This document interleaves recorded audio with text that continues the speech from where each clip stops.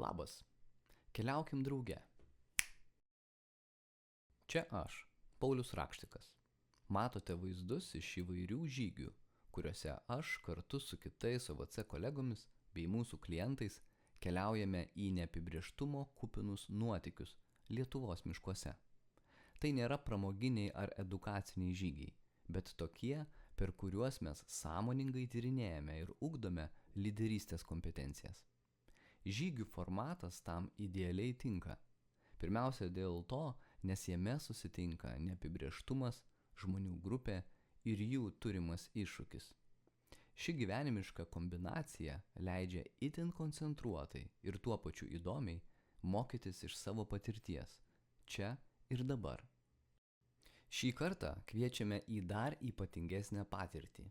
Sukūrėme formatą, praplėsdami jį tiek laiku, tiek teritorija.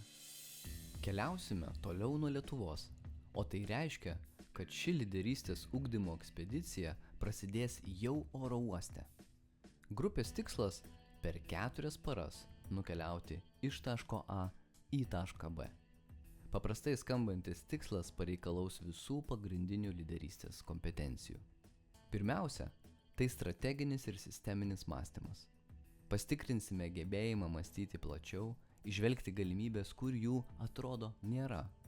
Teks orientuotis besikeičiančioje aplinkoje ir mobilizuotis tikslui.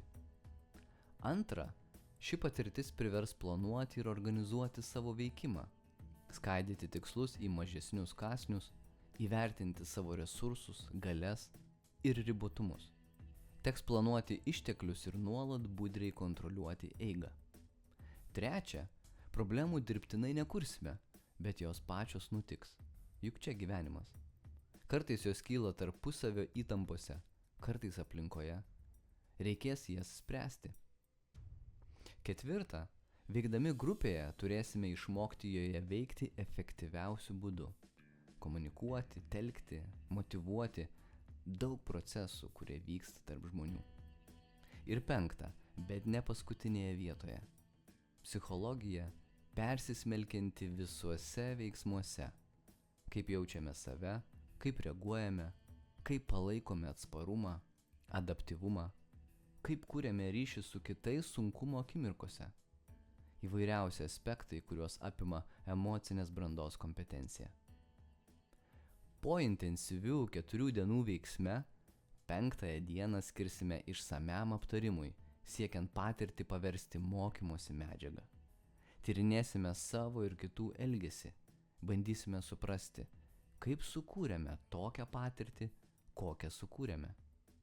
6 dieną grįšime, mūsų ekspedicija baigta. Po jos daug šio nuotykio prisiminimų, brangios augimo patirties. Net oda šiaušiasi pagalvojus, kas mūsų laukia. Daugiau informacijos prie šio video. Kviečiu susipažinti ir prisijungti prie lyderystės iššūkio. Mažiau komforto, daugiau atradimų.